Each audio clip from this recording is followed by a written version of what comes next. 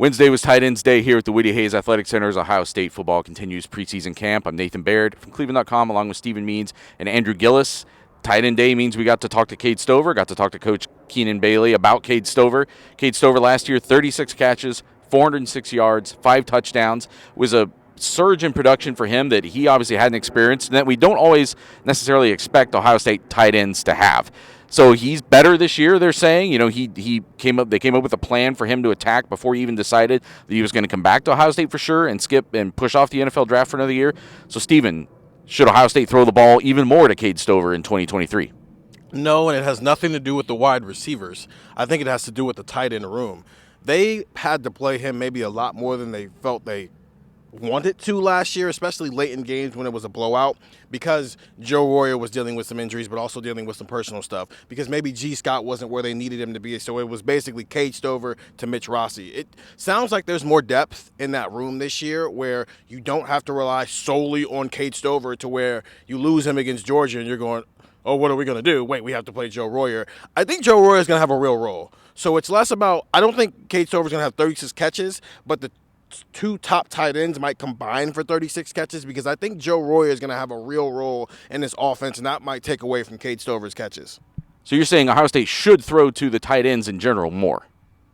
I think they should throw to them the exact same amount they did last year. They should just diversify who's actually receiving the ball. Andrew, do you think Ohio State should throw to the tight ends more or throw to Cade Stover specifically more in 2023? Is there a polite way of saying no? Like a polite way of saying it's not your fault, but no? Like, I don't think you can, because, I mean, I think it's a good theory. It's a good idea in principle. And then you kind of do the math and you're like, okay, well, TreVeyon Henderson is going to be healthy, or at least you hope he's going to be healthy. Well, you're giving that ball you're giving that guy the ball. We talked about that on the pod the other day. So you have 2 good running backs you want, Maya, and you have a couple other guys, Chip Trainum, everybody else. Then you go to the receivers, and you got Marv. You're not taking away touches from him. Emeka, you taking away touches from him? No. Then you get to Julian Fleming.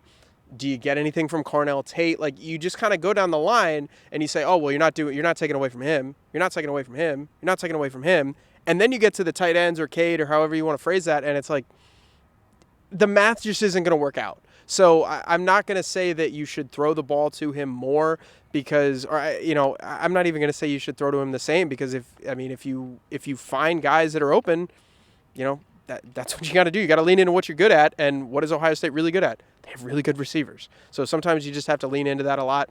I know that there's a lot of talk about tight ends being a safety option and a dump off option. That is absolutely a possibility with this team.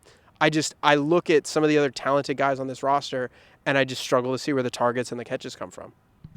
I think Cade Stover, he's a really motivated guy. He's an intense guy, and he's an important leader on this team. I think he should maximize every opportunity he gets in the passing game this year. I think it does not matter how many opportunities he gets in the passing game this year. That's not any kind of a knock against him. It's just what Andrew's saying. Like, he's not your first option on essentially any play, and I think it's going to be really interesting. I don't think it's a coincidence last year that his production went up, and he definitely improved. He worked hard at it, and I think C.J. Stroud did look for him last year. I think he appreciated the work that was put in, and I think he saw him as a weapon in certain situations. But I don't think it's a coincidence that his production went up and the running back receiving production dropped.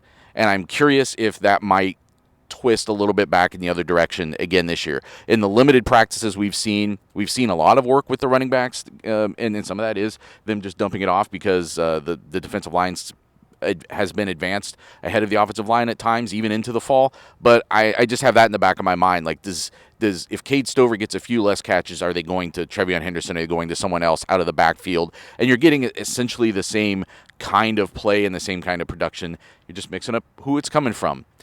More talk about this on Buckeye Talk, wherever you can find podcasts, and get the text 614-350-3315. Everything those guys were saying was coming direct to your phone from us as soon as I said it today from Buckeye Talk.